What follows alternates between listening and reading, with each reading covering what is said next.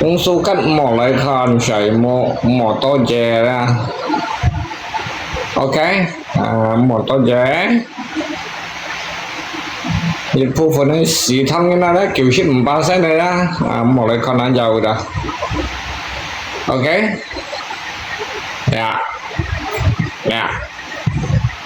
Ok. Kalau ni chồng su cắt mỏ lại khan mà mọi còn đó chạy bây à. Ok, sao sai rồi.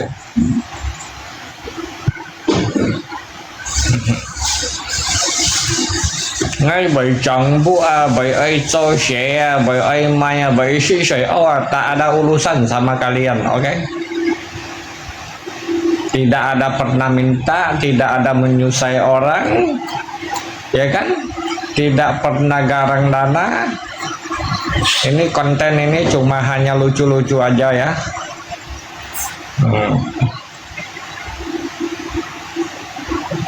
Ngay bởi ấy suy sợi bởi mây trôi sẽ bởi santai urusannya mau kalian tahu ya. Mau tahu tali nya kok sa tali kok sa gai mục khèo kok sa gai cát thêm kok sa tali mau tahu talinya. Oke.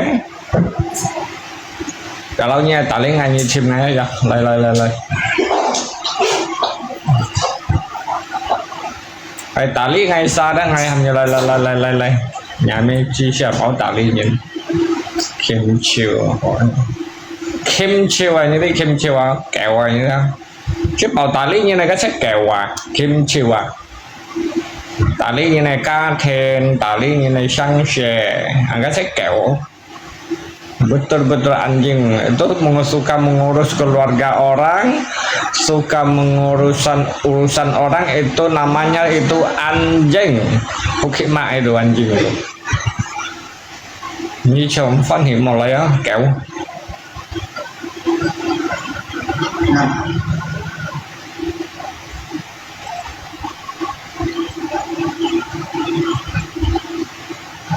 bỏ ra langsung bỏ ra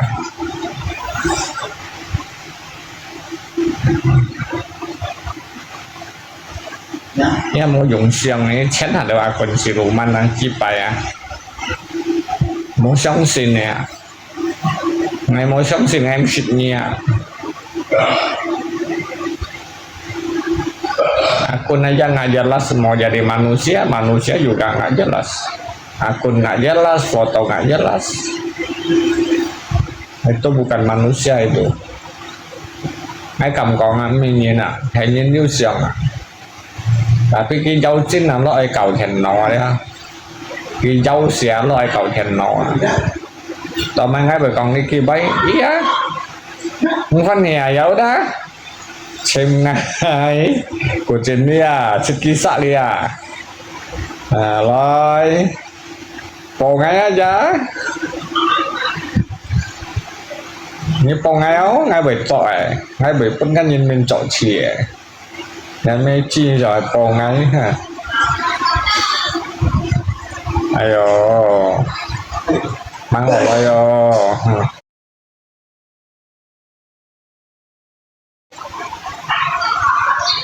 như khăn là đó quỷ đến chín cây này như khăn là là quỷ to như khăn là cho nên những ba set này nhìn là như khăn là chín cây quỷ to như khăn là anh men hay rằng xin chùa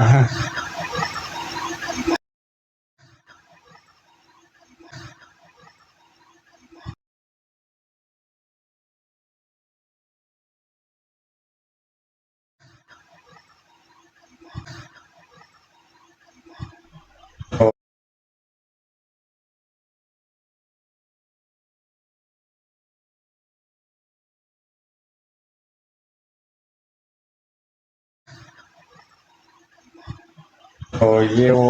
yêu thầy thầy sao nhưng còn rồi vài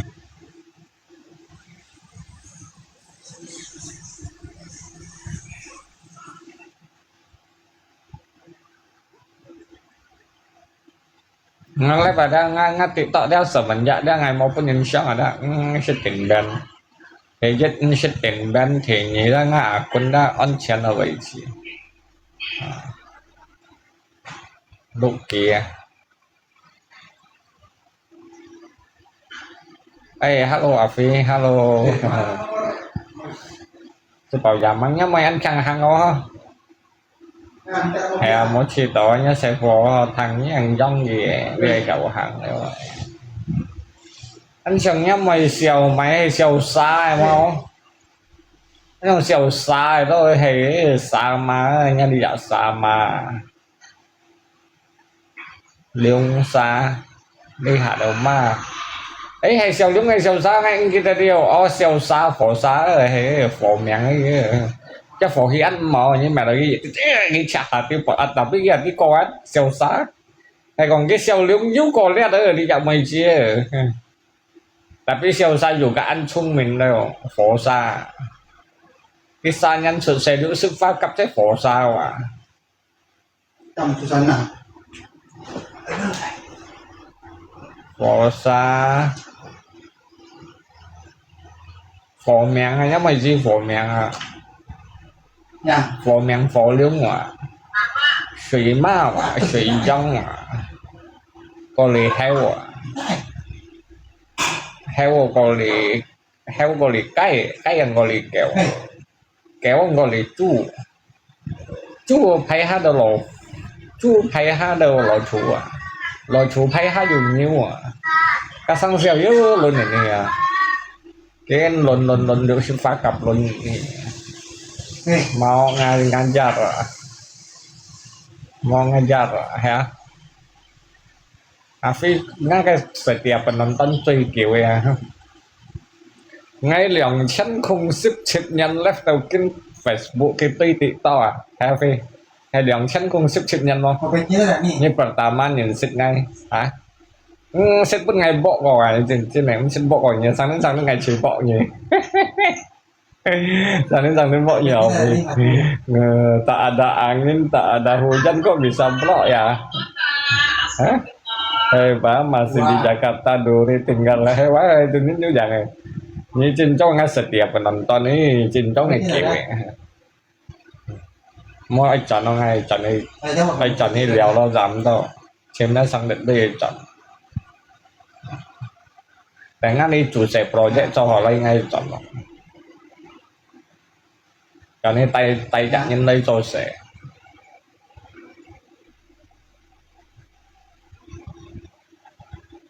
ai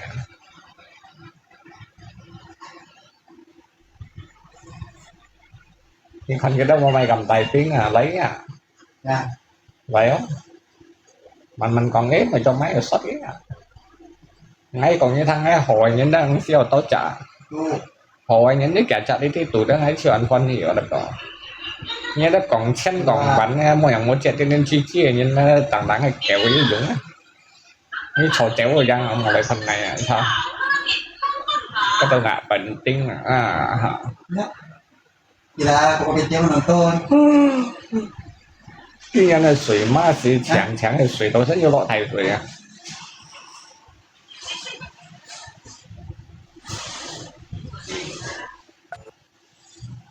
ยุคนี้ยุคของแต่เอ้ยงั้นเป็นเขี้ยวเกี่ยวมอคันหล่อได้ยังชัวเดอเปิดไอ้หม้อ เขี้ยวเกี่ยวมอคันหล่อยังชัวได้เขี้ยวดับบ้านเขี้ยวแช่เวลเขี้ยวมาเลเซียที่phong triển nó hết là ngày một phần nhỉ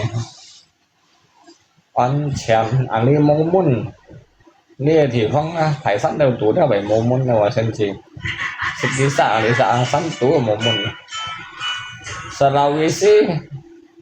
như vậy chèo ăn giá hay Sulawesi mùa ma cài nha đi theo suy dòng chèo rồi chiêu tay quần chặt mà suy miệng cả phò miệng đi trên chốc này hấp tỏi đó suy phò hai chốt chỗ đều xảy mua lơ như khăn là kem chi rồi khăn chốt chỗ xảy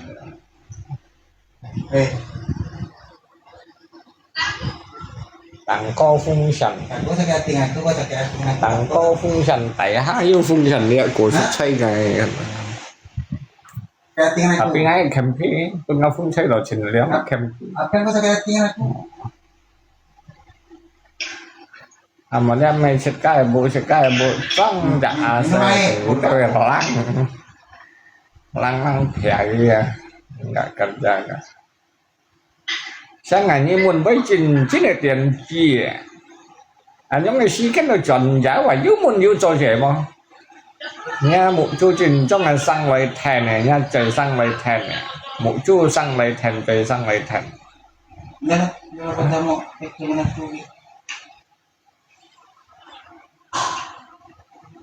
sáng ngày như bê tiểu như bê tiểu như biết đâu chọn giá và hắn tôi thế tôi bay chi bay này những cái gì to quên nghe mau muốn nó cái mô theo năng chỉnh hỏi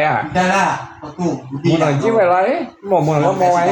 đấy là một mô nga nhận chân cho để tiên chi nhận cổng bấy đấy tiên chi được nhận cổng bấy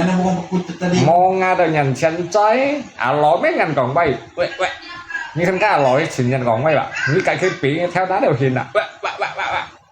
chỉ bay bị chơi em đi còn mà cái lỗi đâu nhận còn bay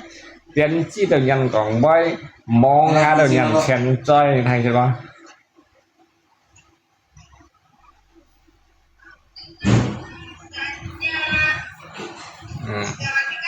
ngay còn đó một tờ sinh cũng á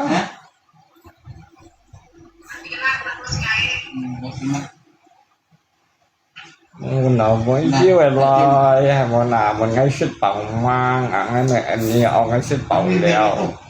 cái muốn nó như vậy mình nhớ cho sẽ bố này mày điểm chung nghe nó sợ phi như sao mày thấy chỉ bay những cái lớp nhà lớp chỉnh số hai chèo chọn những đi cái chọn đó léo cái sẽ cho mày cho ông chọn những chọn ngày một thành nhé đồng các ngày tổ sẽ cho nó đi cho gắn xí chọn lối xí đã như chờ hem á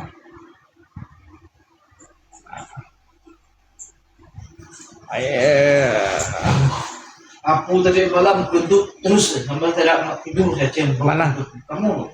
mana ada kentut kau omong aja kentut telur bawa telur bebek. Tak ada lah kentut.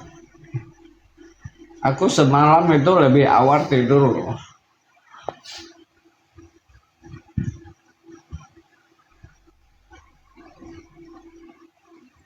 Xạ trùng, bây giờ là xạ trùng đấy. Xạ trùng phù quỷ cầy thiên hạ và tăng cò phẩm ấy phẩm tánh nhiệt khải bình. Xạ trùng phù quỷ cầy thiên hạ tăng cò xạ trùng phẩm tánh nào phẩm tánh nhiệt khải bình là các phẩm tánh đồ ăn khéo, các xạ trùng đồ ăn nhiều lười ở đây. Đi khai cổ sĩ như sẽ thăng không á các sọ trường đều hay khăn đó máy kèm theo sau thành như đi kèm theo sau thành mà sọ trường phù quỳ đâu quầy thiên hạ khi đâu chỉnh to lôi các sọ trường này mọi người đó bày tỏ các phẩm tát những phẩm tát đâu ăn khéo mà mệt treo rồi đó sáng hào phân chứ mày không xí cọ xa nhưng mà còn hai cái phân chứ nó bị nhị đó cái chi đầu cái ăn khéo cái gọi gì đâu ấy còn khai cũ với nhiệt thằng nên ngày còn nó sợ chung người đó sợ chung phù quỷ quầy thiên hạ tầng cỏ phẩm tân dịch khai phiền này như thế cái dịch khai phiền của cái Yuri của kìa sáng ngày như này tôi xí cái một hình xoay như nè như một hình cái khéo mang tí cái dọn xì hảo lại đó như Yuri nhìn về su kìa như thầy xin nói là gì vậy các phẩm tát này mới ấy xạ trương mấy phẩm tát xạ trương cái mới từ trong nhất tại cái cò đó tại cái kéo xuống này cò đó các phẩm tát gì sẽ là bảo tay tọ số còn đâu các phẩm tân si hết tàu cái xạ lung tuổiว่ะnhưng mà tí cái dù khéo ở sau thành cái sau tàu dịch than cái đó bàn cái gì mày nhiều may phần sẽ tại trong may mình chủ vận sẽ là đó như thằng anh nó cậu anh đang cũng như sao thằng còn nó sợ chiều này vì xí vô đấy một con xoay như là cái mèo sợ chiều này mình sẽ được tả cái có thần đầu đi chạm tay chạy về ăn khi mới như là trong ba xuống cái về ơi dồi khi đấy ạ hả cái phẩm tất nó mẹ ăn xẻo sân nhưng mà tiếp sang ở sau thành sau đầu trong vui chi này con hả cái sách trò xe cái mày tê mang cái kia hát này lùng ở đó kim tay và chàng hay kim mà cái sắc tuổi chàng hay kim mà cái bộ cái dịch như là đó cái tàu nhìn xin lỗi các mày chế tàu số cắt ở khi nhông còn nó họ kiểu đó nó tay kia cái cho liệu đâu ra sẵn củ khen ngày mà cái món tay tao gấp bộ cái thành liều ấy liều đấy liều hi xí cái còn xí cái tùy cái yêu gì xí và sẵn chung này mày mà sẵn chung ngay tay như hi nhìn sự ngáp là tapi kapasito lo yo sẵn chung ok khó rồi tapi ngay ăn keo gần nhà bay hiểu đang xỉu này mà cái mày còn sao như ngay ấy như đâu hồ bà còn như một phân đi gần là mình đến còn ra ba thằng cái tàu nhà đền thì nhưng mà cái săn tuổi nhân tạo cho các xăm phù mềm một hồ ấy không bởi yêu sang theo yêu lành khung này là không cái tàu tài đền thì ấy còn số kiểu nhà nó phẩm tất dòng trong mấy nhà bây cả chuyện trả lại chạy bởi nhóm hen bu chi lại có nhưng mà cái phẩm tất phần khay treo này nên sau thành này nên sang ở bài cô đồ thành nó còn nhóm bu mua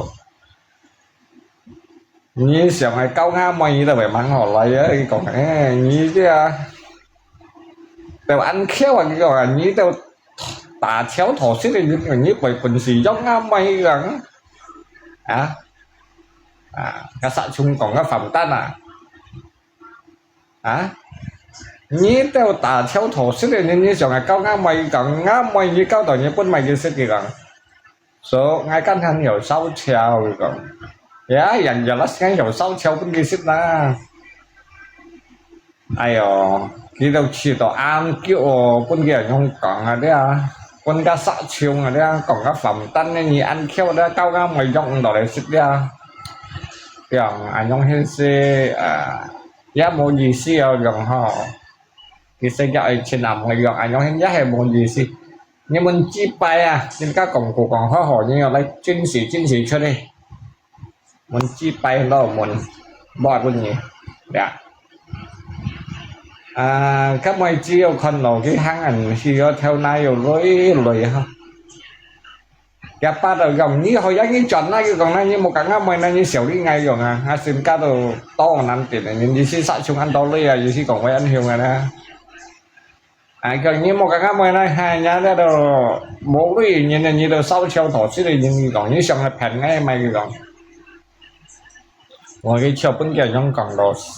nó phẩm tắt nó này chiều sản đất đó là một gì xin nào không được chuẩn chẳng xí cái mồi là đã túi đến gì nó căng gì thì hay chỉ sát và hay mày bên cái bao nhiêu còn đó là biết sao chúng cái trong cái phẩm tán cái mòn ngày như hàng ngàn trận chỉ xe cái mồi được túi đến gì túi đến thì phụ đến thì phụ con kéo vụ ở bây giờ đó cái gì cái cả cái kẻ chặt nhá là cái kéo vụ ở bây giờ cái hả nhá tay cái thành leo bây lẹo mô tay của khi kéo vụ đó thấy cái tên thân này thì tóc bày đó cái bóng cái gì tóc bày cái thân này bản thân nó kêu ngoài chọn này theo hăng đây theo cổng chẳng hả rồi chỉ có một cái gì giá một cả đội dấu chân gì đó chẳng là dấu chân giá hay phải ăn dịch vụ này giá phải còn xoay gì đó hay rồi cái phẩm tất này mình sẽ tóc ghép bói tóc等thế này sát chung ai mói đâu tóc ghép bói tóc等thế hả tóc等thì cái sắc của cái bộ diện sẵn này kim mà cái muốn giờ hay kim mà cái shit phỏ này bọn khai gì chết ở đâu hay kim mà cái tôi等thì rằng ở trên cái còn nhí tao chịu lấy nhìn này cái còn như bắn được du lịch như này còn ngay đường bắn bị du lôi còn như vậy thấy đừng lấy còn ngay đó ăn khéo như vậy còn ngáp vũ cầm có như tí vậy còn ngay đó xem hai phèn như vậy cái còn ngay bắn chân câu lò cũng câu ở tùy lùa cái còn chỉ xí ở đây cái bộ chẳng kim cái muốn nó giờ phải kim muốn à cái muốnปั่นđó cái pin là nó gì xí ở đây cái pin đó cái muốn trong ảnh nhóm còn xe cái còn xe hay pun ngapa ti tổ si còn cái si bảy piang cái oi như cái còn bảy pun đi tàu ăn long cái còn các sát chiêu ngày như mày các nhóm cái sát chiêu ngày như mày tới dù lấy miền hả nó phản tân nó không hà lá pun cái tin à hay kita chọn những con kia ba thằng cái mày sát chiêu ngày mày được chọn những con kia ba thằng sát chiêu ngày mày đó cái được chọn những con kia ba thằng cái còn đi dạ phẩm tắt là ra như sát chiêu phù quay thế nào đó nhàn số phẩm tắt này bộ ấy diễn sát nó chẳng kim mà cái sợi mua bị số cái pan theo một theo số múa được kim tòi cái còn tàu mày cái ăn dữ lưỡi cái phát còn tàu mày cái bảy sáu thành mà cái sản phẩm thân thì cũng chỉ cái kim tay vào cái tỏi thì quá rồi đó đấy chỉ còn cùi cái bánh còn của cái đậu ngang spaghetti đổ ngang thằng ấy khi còn ăn nhông hen si mò còn apa si ăn heo phơi ma đồ kia ăn heo phơi ma đồ kia mà còn đấy ba chỉ lấy gì còn gì siêu nhưng mà cái sản xuất nhiều lúc pin ma là như là pin chậm gì phao này còn cái sản xuất này còn cái phẩm tan này buổi cái sản của phèn này hết rồi về thà thì cái ma thì đều cái thay phải hết gia dụng kim tròn mày như sản xuất này thay phải hết gia dụng biong bản là最quý mày dùng đầm theo sản xuất này dùng cái đi ăn cái béo bản nó dùng nhầm theo những cái phẩm tết này thấy phải dùng mày dùng kim phải những cái tí mà dùng cái kim này tròn cái thầy theo cái rồi như tao cái kim phải anh dành cái đồ nhiều lý còn nhiều mày còn như Phật thấy phù quỳ coi thiên hạ ok kiểu ngay hạn bữa nay câu ngâm mời còn như nhiều lý nhìn này còn ok thì cái cày gì rồi đó chắc là vô chân những mấy bảy ly mình đâu cái ly kêu to cái mấy chỗ bảy ly mình đâu như vậy vô chân những bảy ly mình là cái gì vô ly cái mấy ly mình đâu mà sao ở còn thổ sét on sét tháp như đâu còn ngay ăn khéo leo bao bẩn gì trong ngang mày áo lý hả như đâu lại kêu ngay đó cái còn còn ngay xí cái công ty như ăn vô lôi còn số cái còn một con những cái miền hồng chia ra tại vì như tí như này tụ phải chia rồi như hà nhá con như này bù sinh chia tại vì những tí như này tại chia kiểu anh nhông hen xe kiểu như khỏi đi câu không mày rồi cái cái còn ngã cái kim phải đó hồ tổ lấy đó thầm anh nhông dịch khai đó khỏi với thầm được nhá bộ này còn qua cái bộ khác tuổi kim phải đó dịch xuất đây nhông thầm tôi thấy là nhông thầm đó khỏi với thầm được cái bộ này thầm đâu sạch chung này bộ này kêu phải to đi mà kia hay là kim tàu cái kim bắn to tiền hay là đó và anh nhóm còn xe như phẩm tân rồi kêu to với như nào ấy gọi ngay sát chung phù quỳ quỳ thiên hạ đấy tầng như phẩm tân nhiệt thầy phim này rồi kêu có mày câu cái câu ăn bao hả tôi sợ duy nhiều chân như là đi ăn một phần cái keo như ăn mò ăn tùy cái miệng suy sáng cái thiên bảy phun kia ra kia hết đây bị rõ đấy tôi phải kim tèo một trong cái áo phone nó mày nay cũng xếp nhiều tay cái dòng ra cái xếp nhiều tim mà cái gì còn cái biết chip bay là xếp nhiều chung gì rồi dùng nó giống theo cả sợ sao tiếp theo là thọ cái còn anh này dùng kim này xếp nhiều tay cái rồi thành cái ly còn một chuyện Lớp trên như là mỏ à, như này dù kim đây vì gọn à.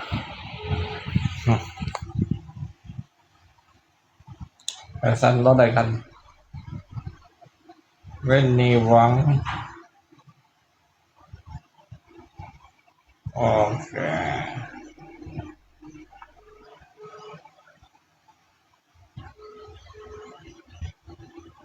hay xem chuyện tốt của cộng đó ngày 10 cộng như thằng đó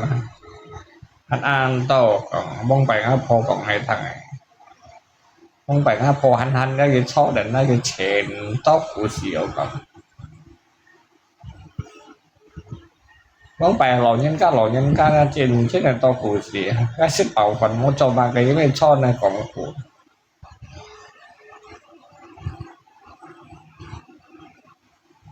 to tiệm nó được tiệm nó với bà chết tiệm nó được tiệm nó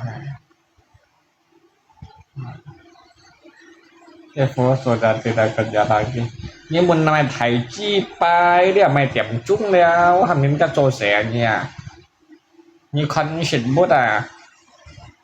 เนี่ยหมดช่วยสร้างเลยแทนอย่าให้สร้างเลยคันงั้นถ้าจอนนี่อย่าฝันว่าชิดเปล่าแล้วว่ะมองบนหนกมองไอ้บนหนกยิ้วอะไรngay tôi sẽ muốn tôi sẽ những người tali mà ya yang penting ngay mau cạnh nhân thọ không sao luôn ở ngay với tôi sẽ mau ở với tôi sẽ yang penting ngay mau cạnh nhân thọ mau cả lần đời mà ya không sao mình thì đục sành tay ra không cái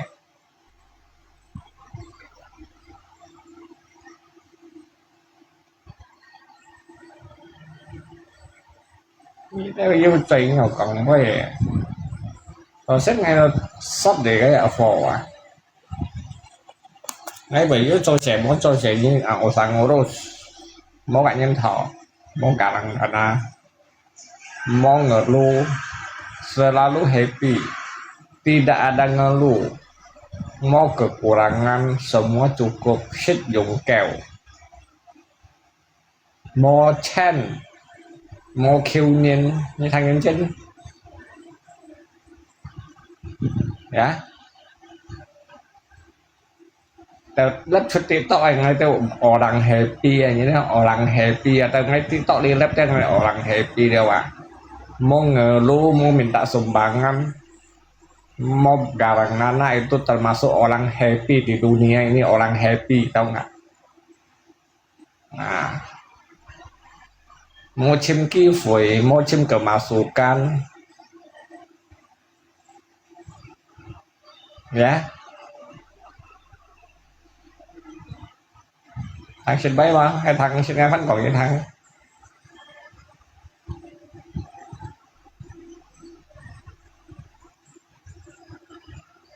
cái khăn này block nhé giảm bản em bèo người là khăn chính chính tiền block này là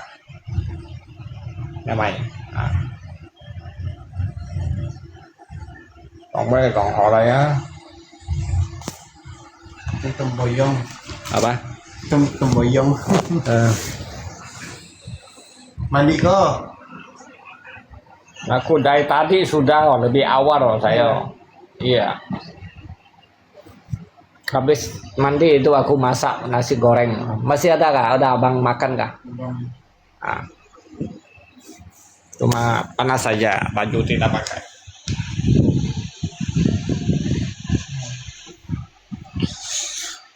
nih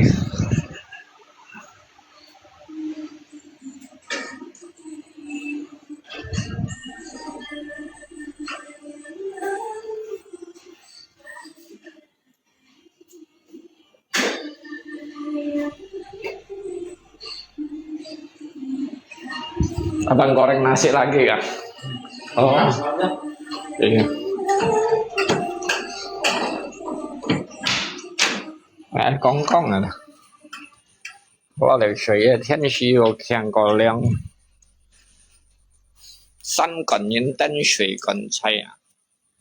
天有天才人有人才景有景才啊啊 kia đó còn bằng chay mày chay nữa bằng chay cái bằng sạch à phiền như này cái chế bằng chay tù kèo giống kèo tù kèo cái đó còn bằng chay tù kèo biết hay bằng chay nào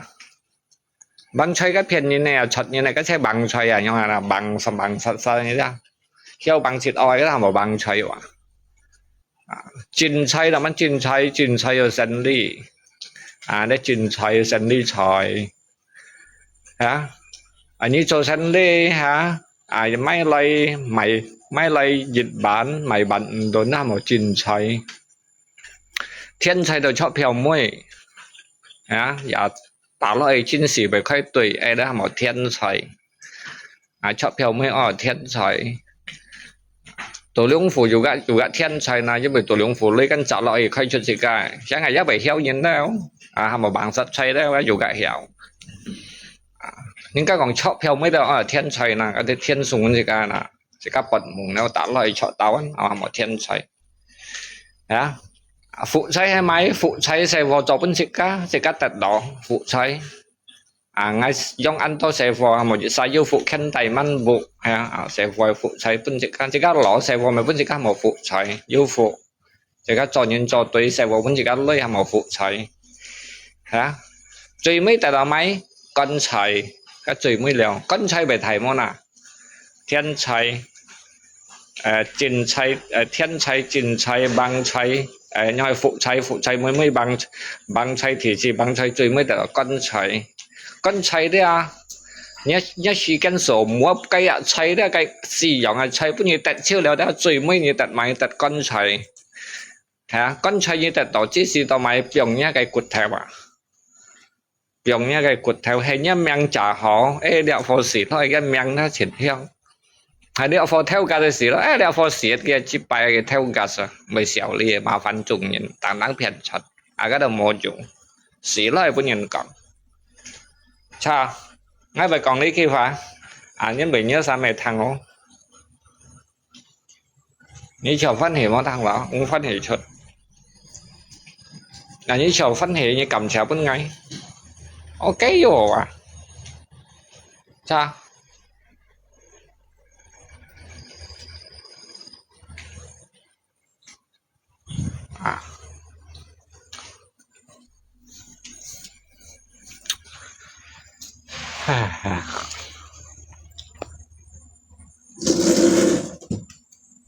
nhân sinh của người thiên muốn giúp đi chua xây trong giúp ngạ chơi hình như tận mày chơi à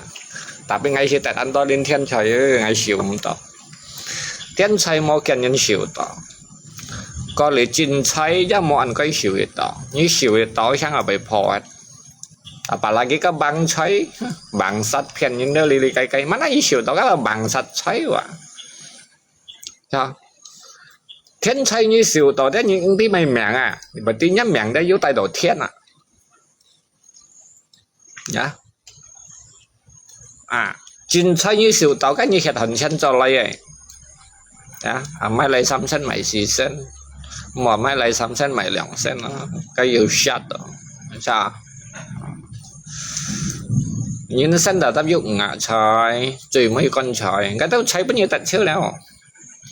tapi ngay chiều ngay si phụ thấy si bây giờ chủ mang phụ thấy si tỉ xong bóng bảy nhân đó kita tận ăn to phụ trời khăn chỉnh con cái xe phò thiên thì dịch thiên chỉnh thiên chỉnh chạy thiên chỉnh phụ bằng con hàm đó kim mụ水火土các kim mụ水火土đều lọ chịu à các con chạy theo thủ kim thiên mụ kim mụ mụ thế là hàng là một biển son chiêu liều những cái chạy hiểu đã son chiêu liều cô sở những 27 tỷ ở kim mụ水火土các thủ thế con mà những đã đắp lọ này xỉ lọ gì như bị sáu bé hỏi mấy lọ sao cô sở như vậy kim mụ水火土tao mày phải giúp ngạ cháy thế nhau nhân như ai mà cái cháy xỉu ở trên cháy lại trong nhà sẽ nhiên do người nhớ xe nhân cá sang nhớ xe nhân bún như chảo phụ xoay như lò leo sáng nào lò nhân mấy tại là thiên xoay tới cái nhân tả chiến sĩ cái yêu bẩn mồm à sáng này đó lò nhân cái chén nhân túi đấy ạ nhưng mà cái cầu trên hế hả cái tặng chen Nhật Bản hả cái xem một cái cái xem mấy hàm mỏ tả lấy thổi cái đây cái tả lấy thằng phát thì xong lò nhân nó mới chuyển nhận nó cầu văn thì chỉ thẳng nữa sang cái phần muốn nó tả xe sang yếu cho cái mới chuyển hình ba cái lò nhân trong chất tôi như vậy hình xí ở dưới xì bạn chất càng cà riu chạy một càng tông cà ring chạy riu một nhưng mà còn cái ngà vây ấy ngay còn vây xe riu vậy ngà vây nhưng mà lấy còn vây còn ở nhân hấp thằng này rồi còn bây còn ở chung nhân hấp thằng hấp ly vậy tôi vô thầu nó còn ở mô hấp mô ly như dịch bệnh những thằng ở mô như này thằng nhà à đến kia còn như ngà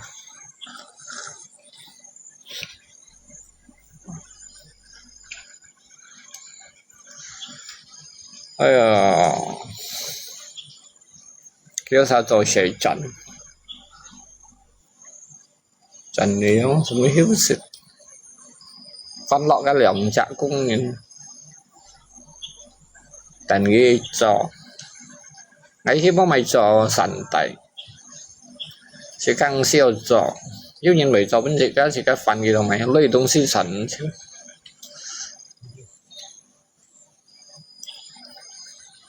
rồi cái màu sĩ cái mà bữa nó cũng như cho à cái là chỉ có thể nên xỉu giống có cái họ nhưng mà nó vui nhìn cái là cái nhiêu nhìn nào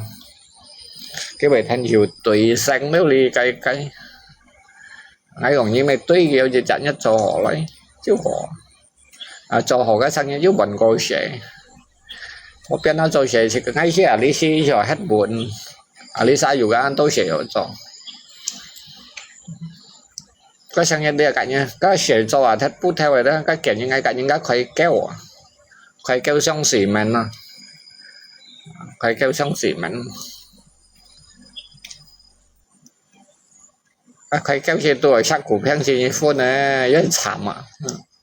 tại biết ngay con nó vậy cái chén phun được chụt lên để cho sẽ sẵn đó lưu mẹ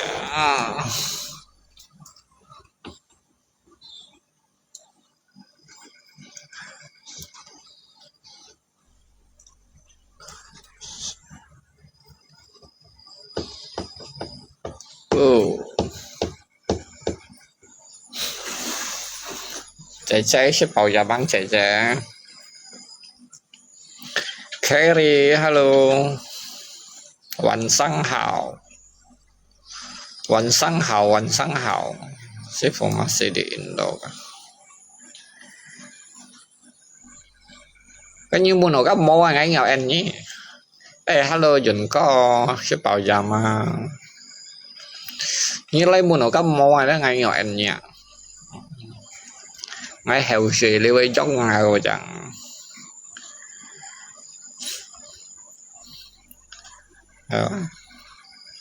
như con hay Kalimantan chỉ xong ta đây gặp muốn bị tiêu gì như là lý gặp muốn mò muốn cái gì thải sẵn tủ là muốn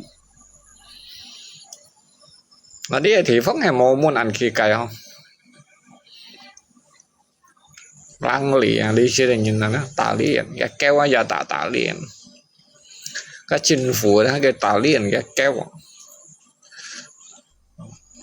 của sở dĩ ở đây sai thì phong sẽ răng liền mới là sập trong cái Kalimantan cho nhau hiện giả thân bố nhau cầm muốn chưa lấy được gì sát rồi bà lấy cái cao xã hâm水thì phong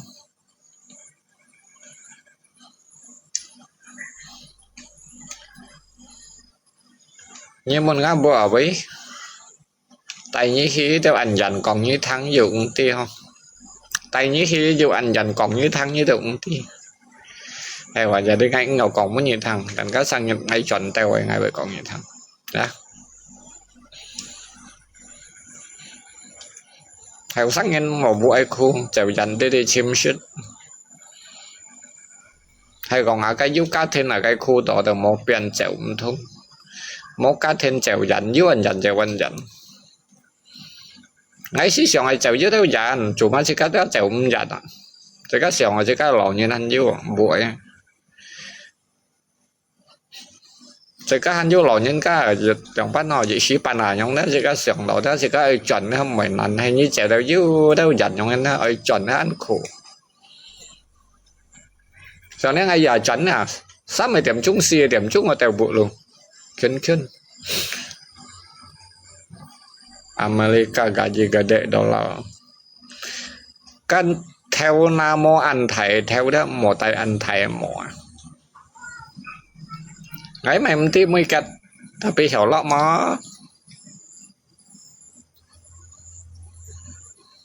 cái thiên bay tầm mòn trả này thì vâng à mới còn hiểu bên Nhật Bản á cái gaji đâu kêu thầy à thầy ban đâu à cái lâu hiểu lọ Nhật Bản à tapi Nhật Bản này thì phong si hay cái lăng thiên si lăng ấy tapi ngay mau Bản si tiền nữa lăng này thì phong ban mau Bản si cái Nhật Bản nó xây tung cái này xa chỉnh trong này lăng này thì phong xây Osaka đấy wa hay á Nagasaki đấy wa Nagoya đấy wa cái bên này thì phong á cái xây ở Pekin tung cái nó cái truy lăng này thì phong tung kinh mà cái siêu tốt là tung kinh mà ai muốn như thế cái thông nhân với cái bản đa như thế còn mà cái mà thì cái hạt cao với còn mà cái bản đa như đâu tiêu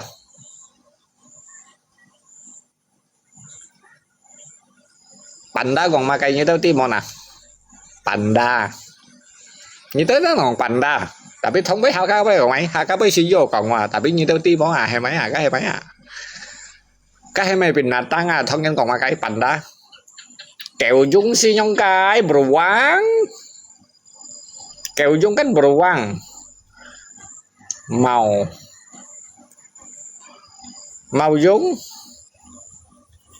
dung em ăn xí màu dung si cái hạt cá bơi à cái si kẹt nè màu dung si kẹt nè ngay ti màu dung kẹt ní còn mà cái si cái hạt cá bơi còn mày màu mày không xí màu à si cái hạt cá bơi cái tới hạt cá bơi rồi mò lì màu mèo dung à hè mèo dung panda à cái kẹo dung kan beruang jerapah itu apa jerapah tuh congkang lu mèo dung à mò dung nhưng mà nhà tôi vu dung á cái mèo dung này đó kia xây cái trúng kẹt anh xài đó kia trúng kẹt anh xài mèo dung này đó kia một pun gì đó xài kẹt cá đó kèm mèo giống à không cho tết à nhưng bởi đó cái negara bambu à cái negara bambu đó cái hanya du lịch hay hầm đồ máy họ cái tradisional cái binatang tradisional đó sẽ bản đào à mèo dung à cái mèo dung si anti si này đúng siêu à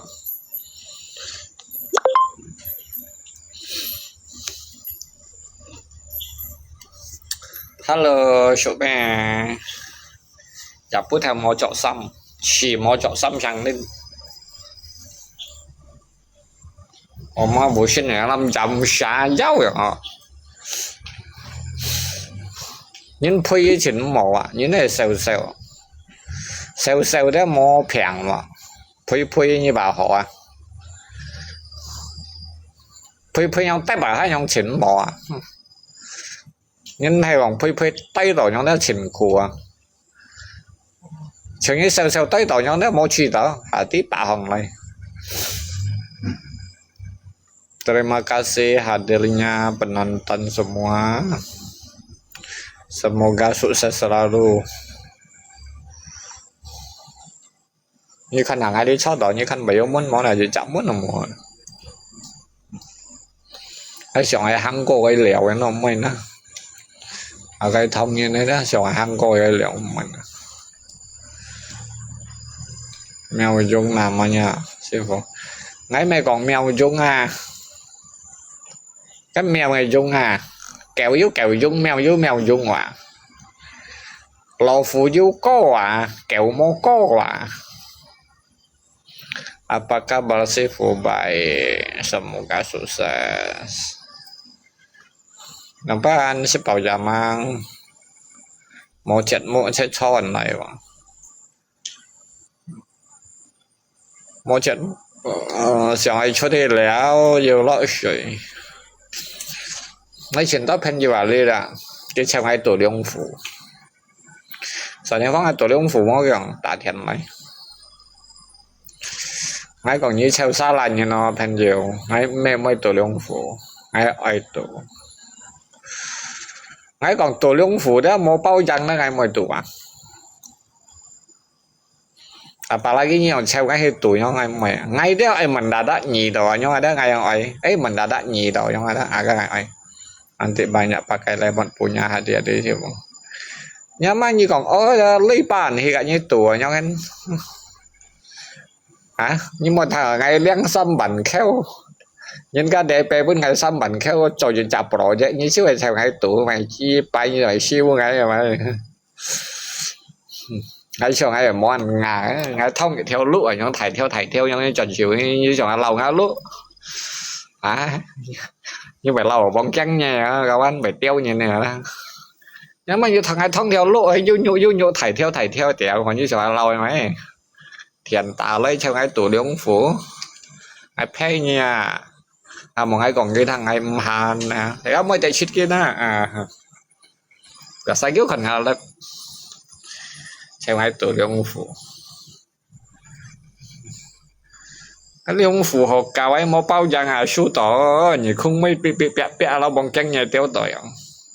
giang đầu gì hè na hè gì chả phun na số gì giang phun số gì giang chỉ là cái lịch tiền tao ba tiền hè này mà đó là chỉ bún phun hay mà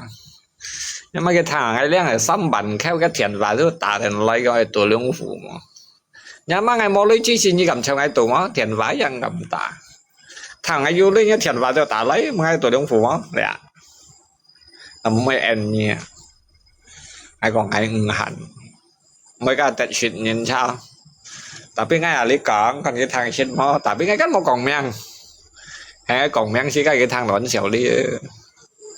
nhá mai giao lưu phù à tao đang thông đi tới rồi ngay với anh ngà ngay sau đầu ngay bảy xí nhị theo say chuyện đó các ngày suốt cũng nhìn lì mồ bạn mà mới dạy đi bay cái bạn gì lì nhật bạn còn theo cái dạy đi bay cái liệu bạn theo cái bạn cái dạy liệu bạn theo là cái phô bắt chết điệu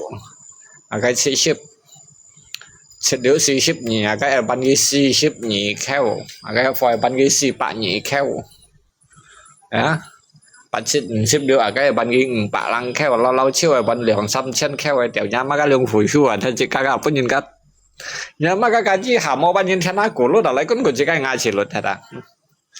nhưng mà ngay cả chỉ cho vậy gì lấy về xua đi còn như xía họ cạo nhau sang xe nhau sang xe một này cạo apalagi jika coba nhìn chả xin giống jika là nào như này lấy như bà đó jika nã xăm bẩn kheo nhau này nào chỉ cái lấy à chứ là tổ lương phủ nhau à mày săn như là phải pen chiêu à mà sẽ bộ tô công nhân mò nhưng mà mình ai bộ tô công nhân mò à nhiễm xỉ lọ lại lên một ngày mò kèm như nè ai kèm đấy đâu bẩn xì say nhị theo vậy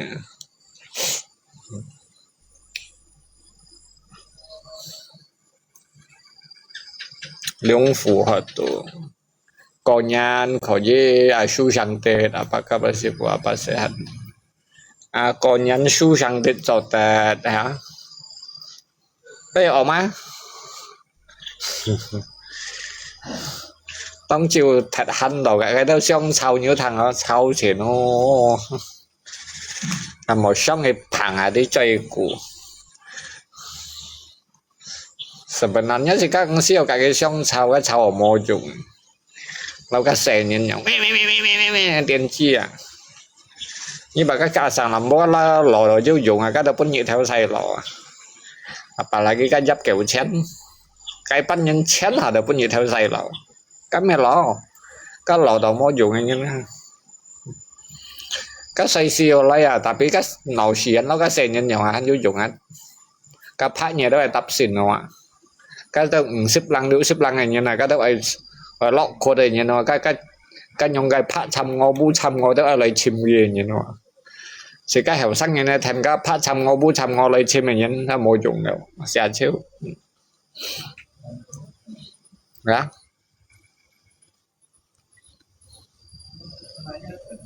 từ phát chăm ngô bu chăm ngô lấy chim kia những gì cái đó một cái to ảo cái hạn nhân những cái còn cái lành chuột usia như thế bằng lành chuột usia cái lưu ship răng này lành chuột usia cái phát chăm ngô bu chăm ngô cái tin nào theo này tin là sẽ đây cái tin là cái sự kiện gì thành cái gì à xăm xếp dịch nhăn thì bỏ dịch nhăn mà xì xếp dịch nhăn như thành dịch nhăn mà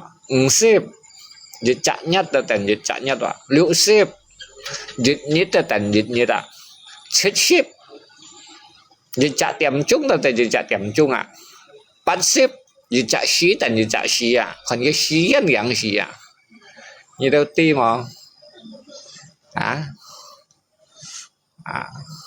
sẽ cái gì tận nhắn là ly nhắn tận cả nhắn tapi xây gì gắn bởi con chẳng hạn cho những năng gì như hắn chứ mày có cái hiền cái hiếu như hà nhá tận nhất cả tận nhất đi nhá cái xí kiến tèo liệu phá chăm ngô bu chăm ngô được cái tin nào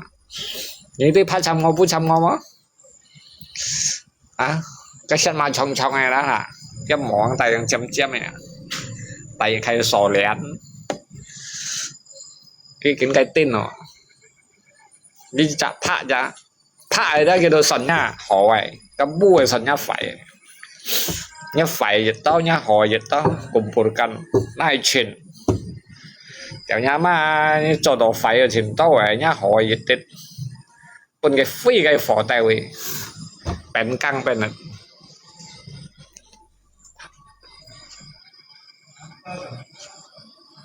hệ phá bu chẳng ai còn phá chăm ngô bu chăm ngô bảo như thằng gì là phá chăm ngô gặp bu chăm ngô nhiệm tí các phá chăm ngô bu chăm ngô cái gì chuyện trong như vậy như một cạo ấy ngay cả lên bận một người loại tapi cái loại cái nã xin bút ngay cho cái tùy mày sao cái rồi ngay cả các phá chăm ngô bu chăm ngô cái như loại thì như liền đó mấy ông này phò tùy đất má nhưng phò sẽ phải tùy mỏ mày ta đó ngay khỏi ý dính cái bị mỏ cả đấy nó cái tao mày ngay bởi bị mỏ chứ mình ngay ship nhiều quá ship nhiều cả nếu ship nhà chứ mình cái loại dâm phủ ai bị mỏ ông phá tùy cái ngay còn mỏ dùng này như là xây dòng để nung cao tùy treo hi còn cái cô kẹt trần chân nào rồi gần đó ở cái ông bày tao mày thành cái xì kiến gì cái mô lần tùy đấy với tất cái lần tùy cái mô cái thành xì kiến cái ông ta tắt cái bài vô xoay cái gọn không cho bánh hăng cái gọn ấy hạo đầu ngay lúc vậy tại vì cái còn mấy dạng cái còn không mấy gắn tại vì những cái tiền ngay chẳng có phát xăm ngô bút xăm ngô lấy anh hiểu là lo ngà xin ngay tí cái miệng này mày miệng nhưng một thằng cái miệng nó phát xăm ngô bút xăm ngô này món cái miệng hắn chưa cái phát xăm ngô bút xăm ngô một dím phủi miệng cái trên miệng như thế mày mó người các mới còn như thằng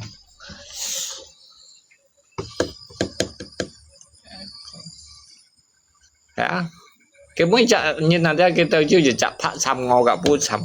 cái mũi nhà xây xong à đấy tao nhìn lấy tùy phun chi chi đấy nhá xăm phun chít thật cái gì lấy tùy đấy cái ta tao bây giờ phát xăm ngô bút xăm ngô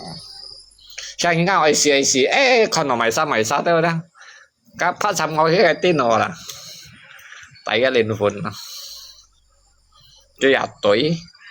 hay còn cái sinh鲜này nhìn cái đầu mò tuổi cả đây nó cũng cái sinh鲜tay thì cái tạt thông này nhìn nói to xíu xíu mà một to tạp hiện nhìn đó cái chuyện mèo hay như pen chặt đây nhìn gì cái mèo tìm chúa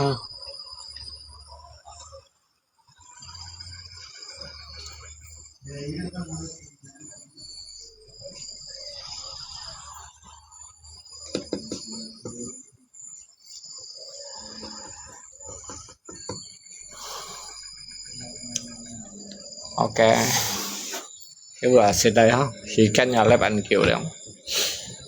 Bây giờ còn siêu. Cả văn tàu trả này phần lép bạn. Ok. Selamat malam semua.